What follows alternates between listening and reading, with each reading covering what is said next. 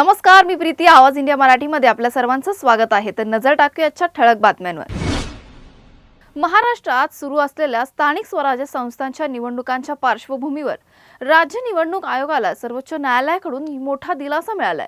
जिल्हा परिषदा आणि पंचायत समितीच्या निवडणुका घेण्यासाठी न्यायालयाने 15 दिवसांची मुदतवाढ मंजूर केली आहे. याआधी सर्वोच्च न्यायालयाने 31 जानेवारी 2026 पर्यंत सर्व स्थानिक स्वराज्य संस्थांच्या निवडणुका पूर्ण करण्याचे आदेश दिले होते. मात्र 12 जिल्हा परिषदा आणि 125 पंचायत समित्यांमध्ये आरक्षणाची मर्यादा 50% न गेलेल्या ठिकाणी निवडणुका घेण्यासाठी अधिक वेळ देण्याची मागणी राज्य निवडणूक आयोगाने केली होती. ही मागणी मान्य करत सर्वोच्च न्यायालयाने आता 15 फेब्रुवारी 2026 पर्यंत या जिल्हा परिषदांच्या निवडणुका पूर्ण करण्याचे आदेश दिलेत. हा दिलासा फक्त त्या ठिकाणांसाठी लागू असेल जिथे आरक्षणाची 50% मर्यादा ओलांडलेली नाही. महानगरपालिका निवडणुका सुरू असताना जिल्हा परिषद आणि पंचायत समितीच्या निवडणुका होण्याची शक्यता होती. मात्र या मुदतवाढीमुळे राज्य निवडणूक आयोगाला नियोजनासाठी आवश्यक असा वेळ मिळाला आहे.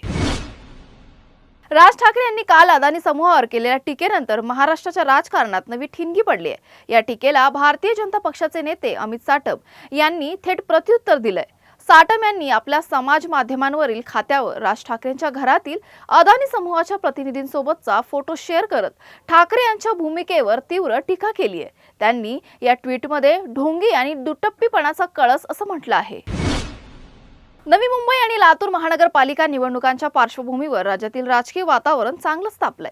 नवी मुंबईत उपमुख्यमंत्री एकनाथ शिंदे आणि भाजप नेते गणेश नाईक यांच्यातील राजकीय संघर्ष चिघळताना दिसून असून कोपरखैरणे येथे भाजप आणि शिंदे गटाच्या कार्यकर्त्यांमध्ये झालेल्या मारहाणीचा व्हिडिओ सोशल मीडियावर व्हायरल झालाय. मतदारांना पैसे वाटत असल्याच्या आरोपांवरून हा राडा झाला असून मतदानापूर्वी तणाव वाढण्याची शक्यता आहे. दरम्यान लातूर महानगरपालिकेच्या निवडणुकातही पैसे वाटपाच्या आरोपांमुळे खळबळ उडाली. प्रचाराच्या अंतिम टप्प्यात भाजप उमेदवाराच्या नातेवाईकाला रंगेहात पकडल्याचा काँग्रेसचा दावा असून संबंधित व्यक्तीने आरोप फेटाळलेत. या प्रकरणी पोलीस चौकशी करत आहेत. लातूरमधील सभेत अजित पवार यांनी अर्थमंत्र्यांनी शहरातील पिण्याच्या पाण्याची समस्या, स्वच्छतेचा अभाव, वाहतूक आणि नागरी सुविधांचा प्रश्न गांभीर्याने घेण्याची घोषणा केली आहे.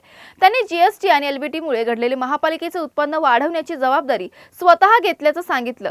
शहराच्या विकासासाठी रस्ते, पाणी पुरवठा, क्रीडा संकुल, उद्यान व भक्कम पायाभूत सुविधा उभारण्याचे मॉडेल पिंपरी चिंचवडच्या अनुभवावरून लातूरमध्ये राबवण्याची तयारी असल्याचं नमूद केलं.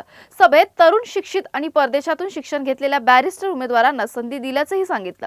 अल्पसंख्याक समाजासाठी अधिक निधी, शहरातील सुरक्षा आणि स्वच्छतेसाठी सुधारणा तसेच प्रलंबित प्रश्नांवर तोडगा काढण्याची जबाबदारी घेण्याचं आश्वासनही दिलं आहे. लाडकी बहीण योजनेच्या सन्मान निधीत वाढ करून प्रत्येक लाडक्या बहिणीस 2100 रुपये देण्याचं आश्वासन विधानसभा निवडणुकीच्या वेळी अनेक नेत्यांकडून दिलं गेलं होतं. मात्र सरकार सत्तेत येऊन वर्ष पूर्ण झालं तरी अद्याप या निधीबाबत कोणताही निर्णय झाला नाही. यामुळे राज्यातील महिला वर्गाची नजर या निर्णयावर लागली आहे. काल मुंबईत मनसे आणि शिवसेना ठाकरे गटाच्या सभेत बोलताना आदित्य ठाकरे यांनी लाडक्या बहिणींना 2100 रुपये कधी मिळणार असा सवाल उपस्थित केला. यावर उत्तर देताना मंत्री उदय सामंत यांनी सांगितलं की लाडक्या बहिणींना 2100 रुपये देण्याबाबत आमचा अभ्यास सुरू आहे. योग्य वेळी तो निर्णय घेतला जाईल.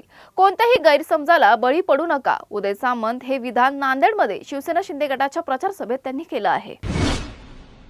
तुर्तास वेळ झाली आहे इथेच थांबण्याची. नवीन बातम्या बघण्यासाठी पाहत राहा आवाज इंडिया मराठी.